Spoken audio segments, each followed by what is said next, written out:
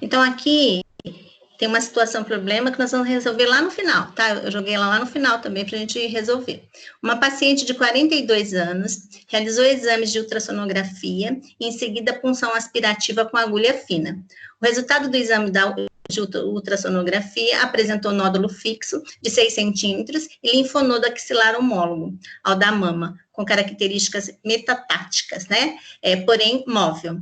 O resultado do exame citopatológico obtido por meio de punção aspirativa, por agulha fina, do nódulo da mama, mostrou características citopatológicas que levaram ao resultado positivo para malignidade e compatibilidade com carcinoma ductal. A paciente, portanto, inicia tratamento oncológico para o câncer de mama. Nessa fase do câncer, né, é a questão em que se encontra a paciente, qual seria o tipo de tratamento ideal para combater? Vocês conseguem responder já? Ainda não. Tá bom, então vamos para a aula.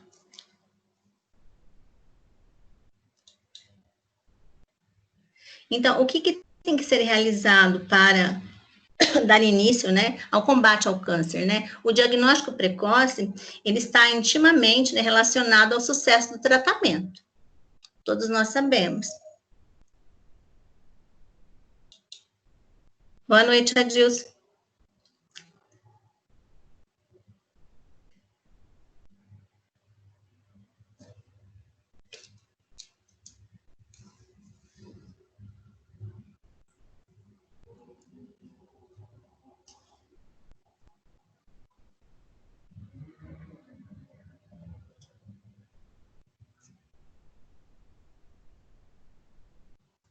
Certo, vamos continuar. Ele não conseguiu entrar ainda.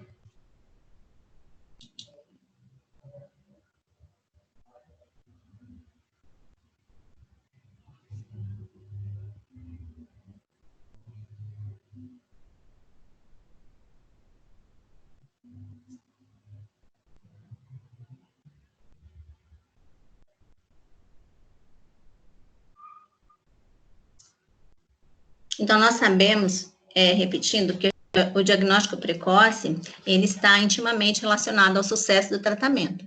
Tudo que é detectado no começo, no início, tem mais chance de atingir a cura.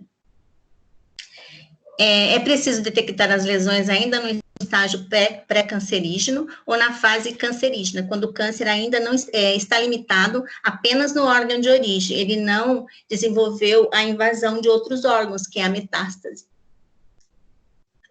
O rastreamento é o principal recurso para detectar o câncer, né, precocemente, com o objetivo aí de identificar possíveis sinais e sintomas que possam aumentar a chance de desenvolvimento do câncer ou alteração de exames, razão pela qual deve ser investigado. Um exemplo de rastreamento, né, em mulheres com idade acima de 35 anos que possuem histórico familiar de câncer de mama. Então, se já tem um histórico familiar, já tem que realizar o rastreamento.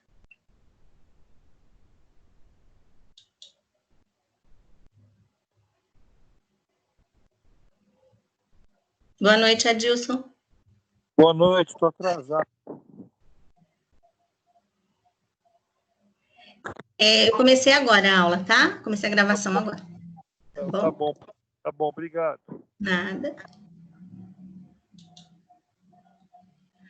Alguns exames que possibilitam a observação direta do tecido tumoral, tais como, né, a colposcopia, a endoscopia, a colonoscopia, exames mediante os quais é possível coletar uma pequena amostra do tecido para posterior análise histopatológica, que é o estudo das células, né, da transformação das células.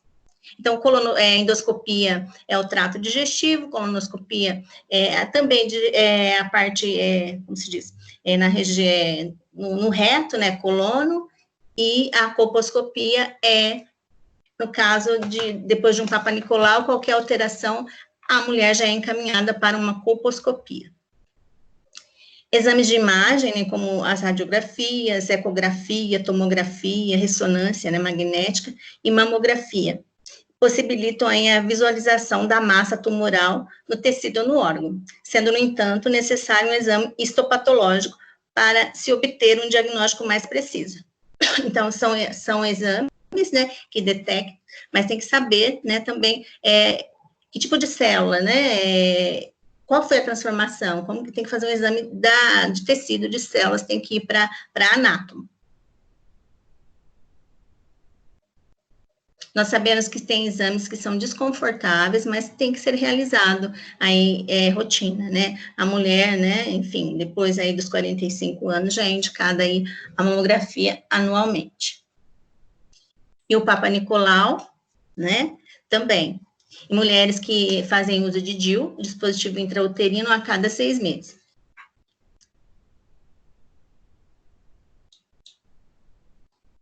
O Papa Nicolau.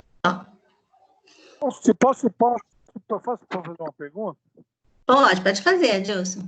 Qualquer curiosidade, uma curiosidade minha, por que chama Papa Nicolau?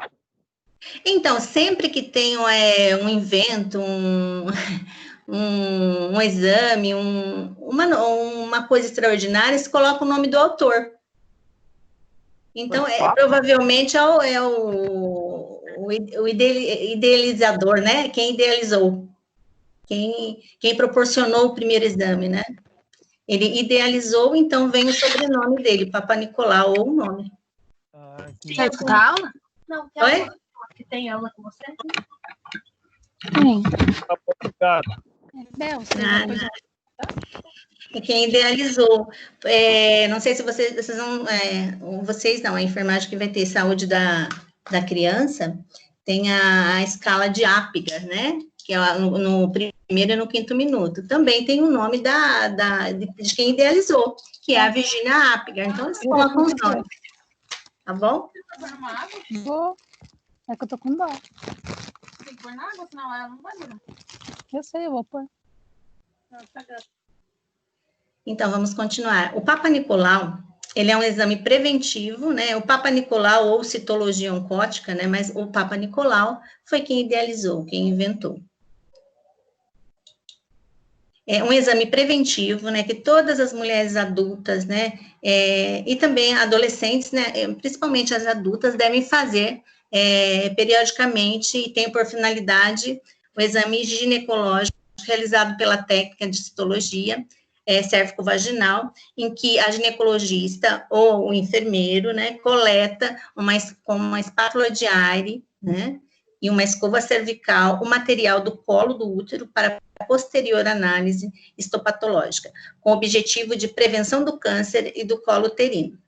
Então, é um exame simples, que é através de um espéculo, né, coloca-se um espéculo, um dispositivo que parece um bico de pato, ele dá abertura, né, é coletado 360 graus com a espátula de aire, passa na lâmina em uma posição. Depois, com a escova cervical, também no orifício, no endocérvix, para reter mesmo as células, girou 360 para um lado, volta na lâmina, ao contrário, para agregar ali na lâmina. A lâmina já tem que estar já identificada com nome, sobrenome, né? O código da unidade. Aí depois coloca-se um fixador para fixar, coloca para secar e registra. A mulher pode colher, é indicado que ela tenha abstinência sexual pelo menos 3 dias, né? E assim, a gestante também pode colher, a gestante colhe em qualquer período da gestação, só que não se usa a escovinha, a escova de cervical, só usa a espátula, porque senão pode estimular trabalho de parto prematuro.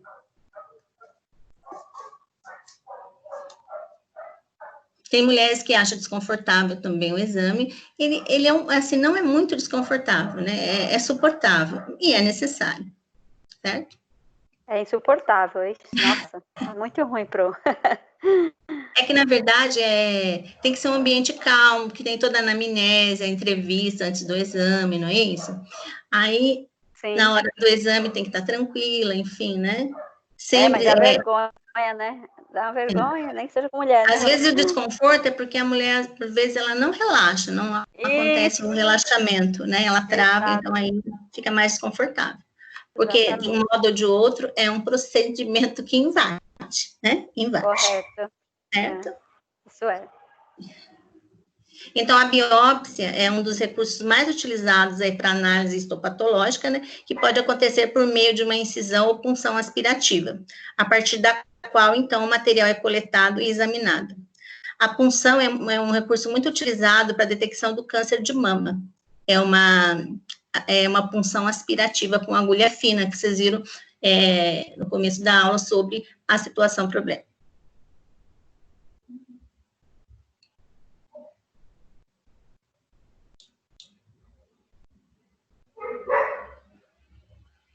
Então, também pode-se coletar material das secreções ou do sangue do paciente e submetê-lo ao processo bioquímico nos laboratórios. Então, também pode-se coletar sangue para realizar exame. Então, esse é um processo bioquímico nos laboratórios de análise bioquímica. Isso é possível porque os tumores produzem substâncias denominadas marcadores tumorais, que são detectados no sangue ou na secreção, nas eliminações. Esse tipo de análise auxilia no diagnóstico e pode avaliar a resposta terapêutica e o prognóstico do paciente em tratamento, além de possível recidiva, né, repetição da doença. Então, diante do tratamento, também realiza esse exame de marcadores tumorais, para ver como que está evoluindo o tratamento, né? Quanto que está de marcadores, né, conforme as referências.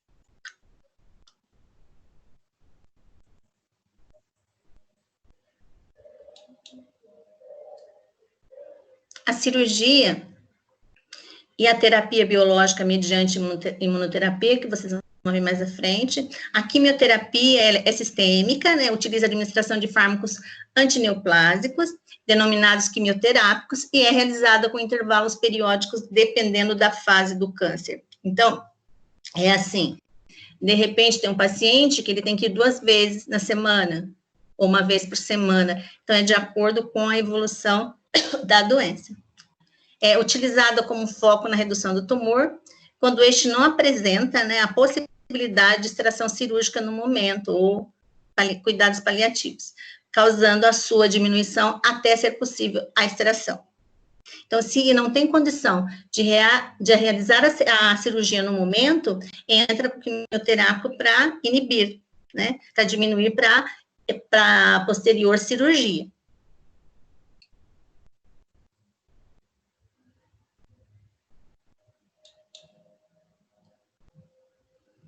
Em pacientes que apresentam metástase, ou em caso em que, embora já tenha havido a extração cirúrgica do tumor, desconfia-se de recidiva e de repetição, com o foco na redução do tumor, quando este não apresenta a possibilidade de cura. Faltou a cura aqui, tá, pessoal? Nesse contexto, então, faz-se a quimioterapia com o intuito de minimizar qualquer chance de recidiva, de repetição.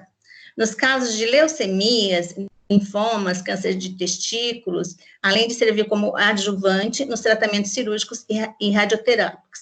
Então, além do tratamento cirúrgico e radioterápico, entra também com a quimioterapia como coadjuvante, auxiliando no tratamento.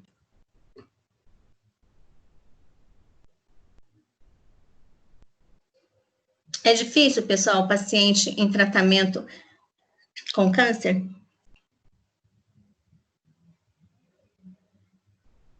Muito, né?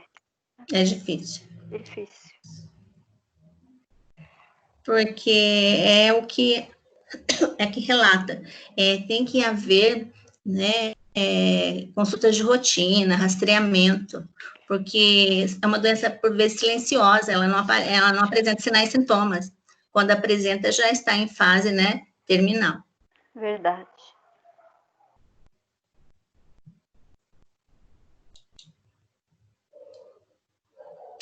Por ter efeito sistêmico, né, que é a quimioterapia, ela provoca vários efeitos colaterais, já que o seu principal resultado é destruir células de crescimento rápido, né, que é as células que estão em crescimento desordenado, que de tal maneira que as células sadias de outros tecidos, as quais também apresentam crescimento rápido, são comprometidas. Então, a quimioterapia, ela não vai, como se diz, atacar só as células doentes, também as células saudáveis. com os efeitos dos quimioterápicos, podendo aí citar como exemplo dessa célula, a do trato gastrointestinal, as do sangue e as dos pelos e cabelos. Por isso que a pessoa submetida à quimioterapia, ela tem queda de cabelo, né, de pelos, ela apresenta náuseas, emagrecimento, a boca, né, tem que sempre hidratar, porque fica ressecada a pele, né, tem muitos casos que desenvolve até o uso de pedrinhas de gelo, né, para refrescar, enfim, de acordo, né, com a possibilidade do paciente.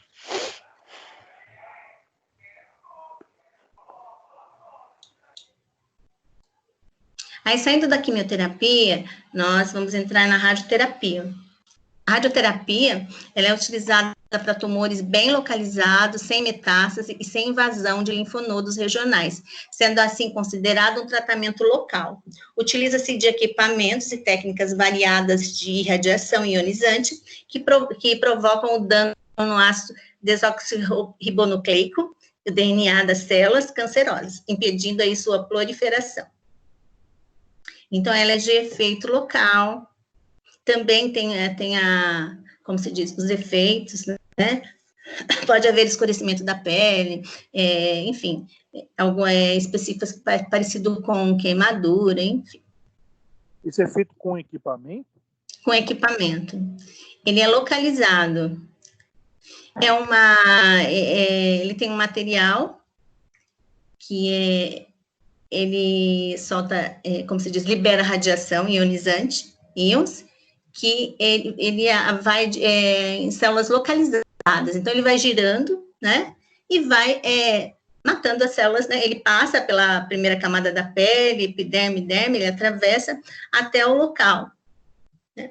E vocês vão ver mais à frente que tem um tipo de radioterapia que ela é localizada, ela vai em loco, no local, vocês vão ver que interessante.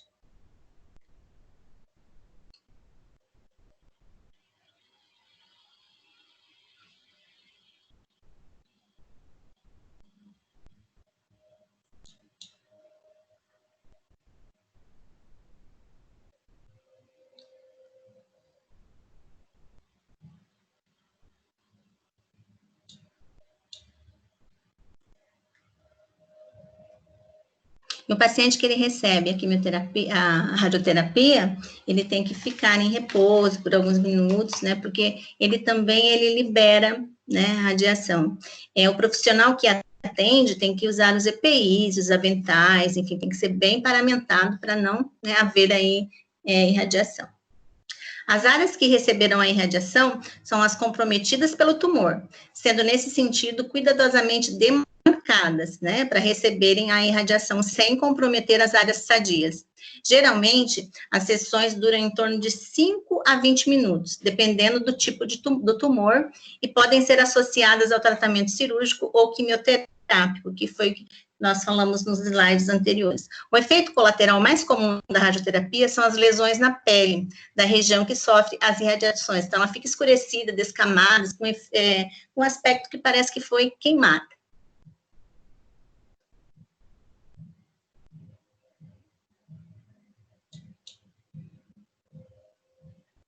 Aqui tem um exemplo. Considere uma pessoa diagnosticada com tumor bem localizado, na região da perna, para a qual já se realizou o estadiamento, tendo sido possível verificar que não há possibilidade de metástase, nem de invasão em tecidos adjacentes. Nesse caso, qual seria o tipo de tratamento ideal para esse paciente? O tratamento ideal para esse caso seria a radioterapia, que é utilizada principalmente para tumores bem localizados. No caso aqui do enunciado, o tumor está localizado na onde? Na região da perna, né? No membro inferior. O tratamento ideal seria a radioterapia, que é utilizada principalmente para tumores bem localizados, sem metástase, né? Sem invasão de outros órgãos, e sem invasão de linfonodos regionais, considerada, portanto, tratamento local. Então, se o tumor está localizado, o tratamento ideal, né, prescrito será a radioterapia.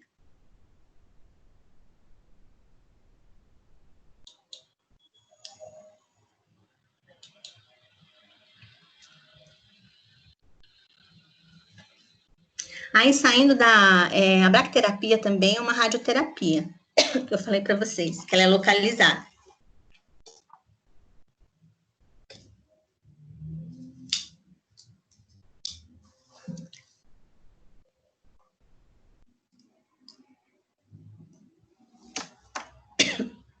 A braquiterapia são aplicadores que são colocados pelo médico em contato ao local a ser tratado. E a radiação ela é emitida pelo aparelho para os aplicadores. Esse tratamento ele é feito no ambulatório, podendo necessitar de anestesia de uma a 2 vezes por semana. Então, braquiterapia também é um módulo de radioterapia. Braquiterapia é um modo de radioterapia.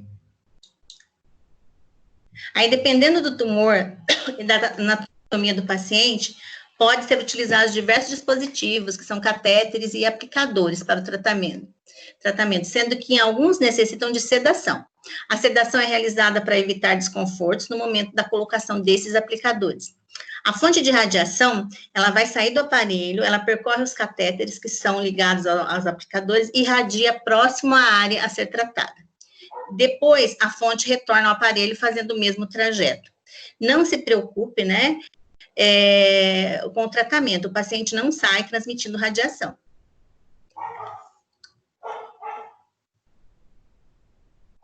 Porque é localizado, por exemplo, é muito utilizado para o câncer de colo uterino. Então, através dos dispositivos, dos catéteres, então, é próximo à área, né? Bem próximo à área. E significa cura curta, porque é localizado, é próximo, né? Então, são dispositivos que atingem a cura curta, a curta distância.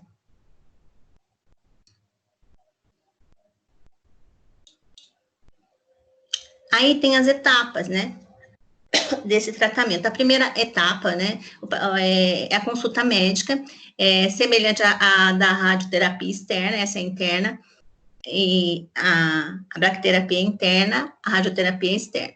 Então, é semelhante à radioterapia externa, e é necessário uma consulta, né, médica com um radio-oncologista para avaliar as condições físicas do paciente, exames prévios ou solicitar outros, caso necessário. Então, tem que se passar em consulta por um radio-oncologista antes do procedimento.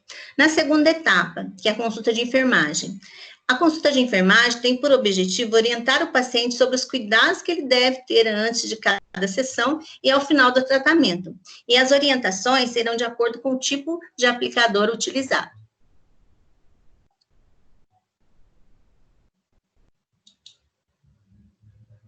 Na terceira etapa, acontece a consulta com o anestesista.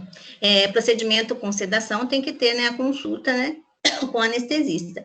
Antes do procedimento, propriamente dito, um anestesista conversará, ele vai realizar uma consulta com esse paciente, ele vai realizar todas as orientações. Qual que é o tipo de sedação, quanto tempo, às vezes até o paciente ele pergunta, quanto tempo eu vou ficar inconsciente, enfim, qual que vai ser o tipo de sedação. Falando antes do procedimento propriamente dito, um anestesista conversará com o paciente para avaliar as condições clínicas que permitem a aplicação de uma sedação, permite as condições, né, clínicas do paciente, se permite aí uma sedação. Então, essa avaliação ocorre através do risco cirúrgico e pela história clínica do paciente. Então, todo procedimento tem risco, não é isso? Mesmo que seja um procedimento mínimo, ele tem risco.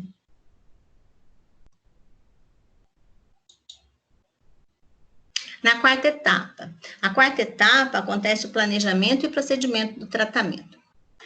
No dia do tratamento, o paciente, ele vai se paramentar, ele vai trocar de roupa e ele recebe, né, uma touca, é encaminhado, um avental e encaminhado aí para o tratamento. Então, ele se paramenta, sendo a pelve a área tratada, no caso do câncer de colo uterino. O paciente ficará na posição ginecológica, a paciente, né, ficará na posição ginecológica e será passado uma sonda vesical, um catéter vesical de demora, e posicionado o aplicador. Após o posicionamento do aplicador, será realizado um exame de imagem para o físico calcular a dosagem necessária para o tratamento, a dosagem de radioterapia, que é a bracterapia. Depois de calculada a dose, o médico confere e inicia o tratamento. Neste momento, o paciente fica sozinho na sala, mas é observado pela equipe por um monitor de TV. E um intercomunicador possibilita a comunicação entre o paciente e a equipe a qualquer momento. Ao término do tratamento, é retirado o aplicador e o paciente é encaminhado para uma sala onde será fornecido aí um lanche e se tiver efeito de anestesia, será avaliado pelo anestesista para liberação de retorno à sua residência. Vocês já conheciam esse tratamento de radioterapia localizada? Não? Não. Não tem no livro, né, Pro? Essas coisas da primeira etapa, segunda etapa. Não, esse não tem no livro. Eu trouxe para vocês como material adicional. Mas vocês podem pesquisar, tá bom? Ok, sem problema. A bracterapia não tem no livro texto de vocês. Uhum. E assim atinge a cura. Só que a mulher, ela fica estéril, porque queima, né? Nós temos uma conhecida enfermeira que ela passou por esse procedimento e ela atingiu a cura. Ela está na ativa, ela está trabalhando, ela é docente, né? E ela está super bem. Que bom, né? Graças a Deus. Foi difícil, né? Mas só que ela ficou estéril, ela não pode ter filhos. Porque queima, né? Queima toda... queima tudo, né? Isso. Mas está super feliz. É doloroso, mas importante é a vida, né? Isso. Está viva, graças a Deus.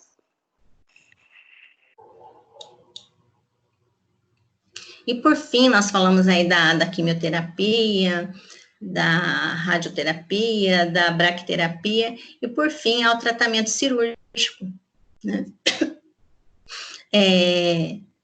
E os tratamentos também imuno, também, que vocês vão ver mais à frente. Com a ressecção. Ressecção seria a retirada, o qual geralmente é realizada no tratamento dos tumores malignos, que necessitam de margens de segurança. Tá. Tem alguns tumores que, quando eles estão localizados, por exemplo, o carcinoma in situ localizado de útero. Então, se ele está localizado, realiza-se um procedimento que chama conização. Então, se faz um cone, né, naquela região onde está com tumoração e estabelece mais uma margem de segurança. E realiza a retirada e o tratamento posterior.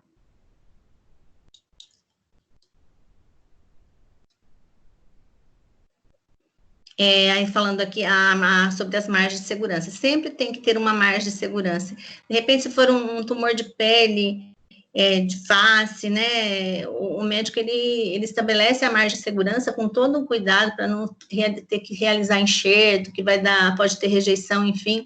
Tem alguns médicos que eles conseguem, depois da retirada do tumor com margem de segurança, ele consegue trazer a própria pele do paciente sem realizar enxerto. É bem interessante o trabalho, né, dos oncologistas.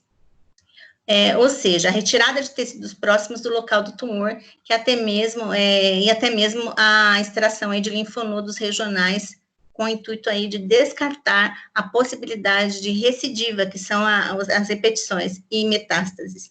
Então, é assim, sempre que vai realizar um procedimento, né, retirada de tumor, tem que estabelecer mais uma margem de segurança, mensurada pelos médicos, né, pelos cirurgiões oncologistas.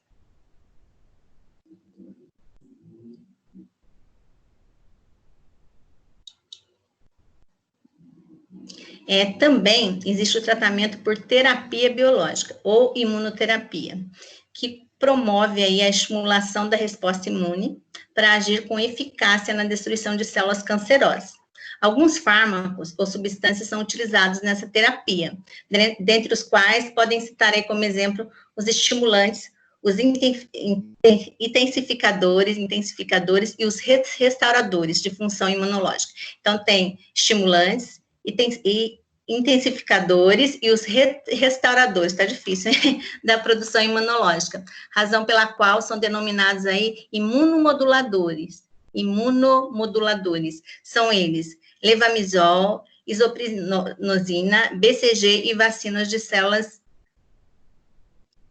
tumorais, certo? Então, esse levamisol, se vocês forem pesquisar, ele é antiparasitário, mas também é utilizado para desenvolver aí, estimular a imunidade, tá?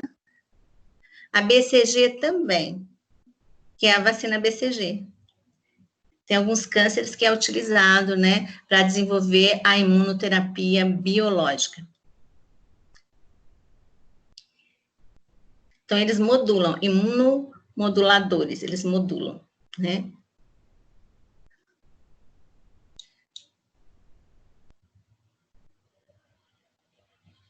Alguns remédio, desculpa. Pode falar, amor. Levamisol? Levamisol, Levamisol é um remédio para câncer? Não, ele é utilizado, porque ele tem um efeito, né, que ele auxilia no reconhecimento, né, mas se vocês forem pesquisar a ativação dele, o princípio ativo, ele é um antiparasitário, tá? Ah, tá, obrigada. Ele é um antiparasitário. Alguns anticorpos antitumorais ou células mononucleares estimuladas com interferon, né, IL-2, promovem a capacidade imunológica de combate à doença. Algumas substâncias denominadas antiangiogênicas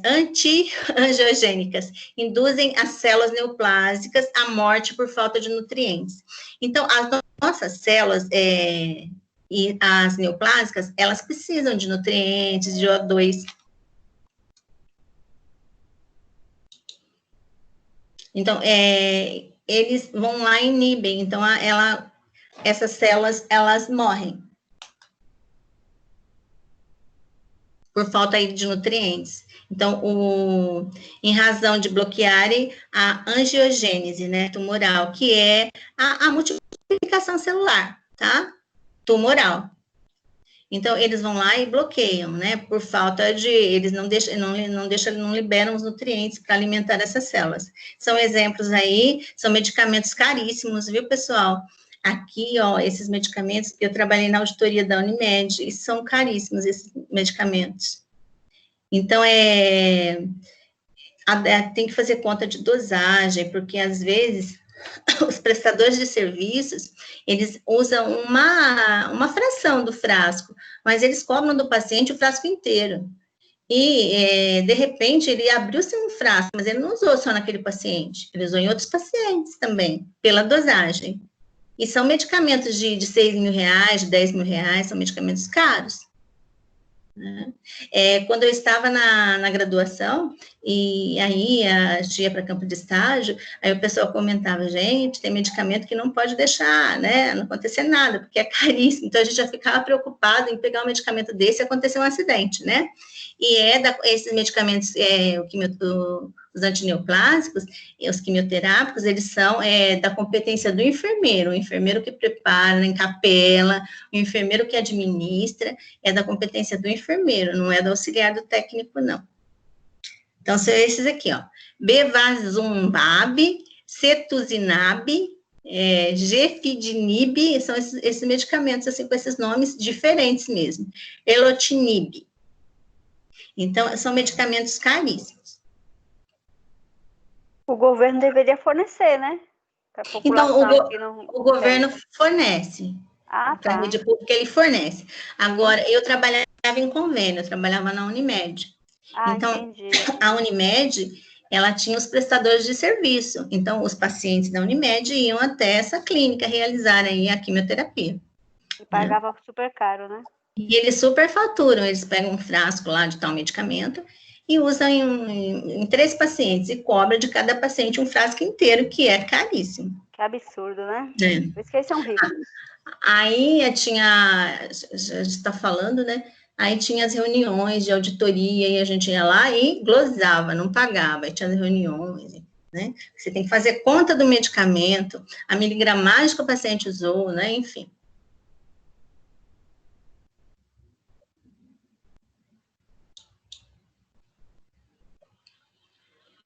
Aí, voltando aqui, pessoal, um paciente de 42 anos, uma paciente, realizou exames de ultrassonografia, em seguida a punção aspirativa com agulha fina. O resultado do exame de ultrassonografia apresentou nódulo fixo de 6 centímetros e linfonodo axilar homólogo ao da mama, com características metatásticas, porém imóvel. O resultado do exame citopatológico, obtido por meio de punção aspirativa por agulha fina do nódulo da mama, mostrou características citopatológicas que levaram ao resultado positivo para malignidade e compatibilidade com carcinoma ductal. Ductal são os ductos lactíferos da mama, tá? A paciente, portanto, inicia tratamento oncológico para o câncer de mama. Nessa fase do câncer em que se encontra a paciente, qual seria o tipo de tratamento ideal para combatê-lo? Com a aula, vocês já conseguem responder? Terapia, porque ela tem metástase, não é isso?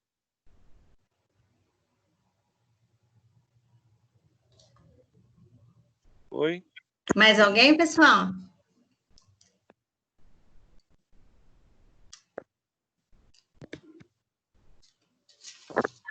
O Sandro está sem microfone.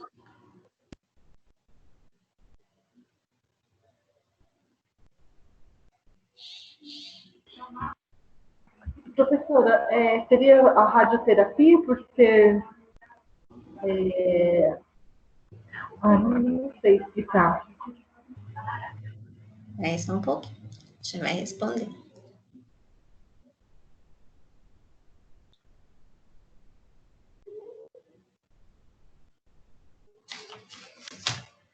Então, é uma situação, problema do livro de vocês, do AVA, tá?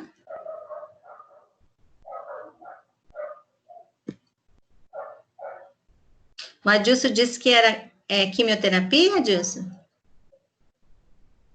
Porque eu entendi que ela tem metástase. E a Érica?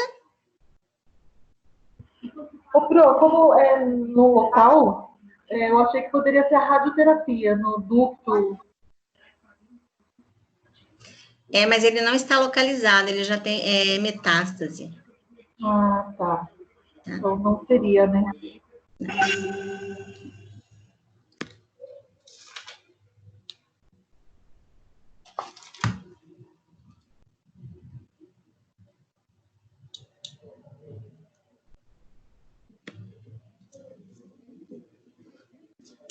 Pode ler a resposta, Érica.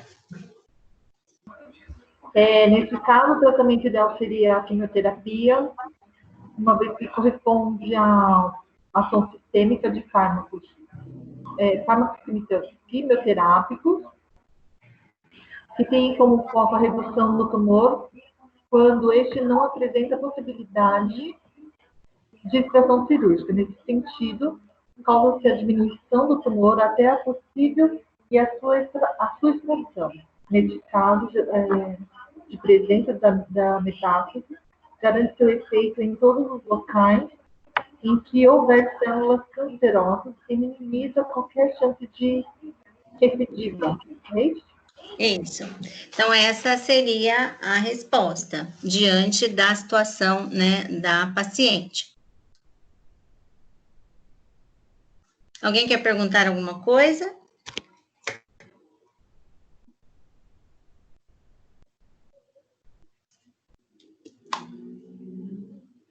Vai cair as questões, o livro inteiro na prova? Não, pessoal, a avaliação de... Só um momento. Tá.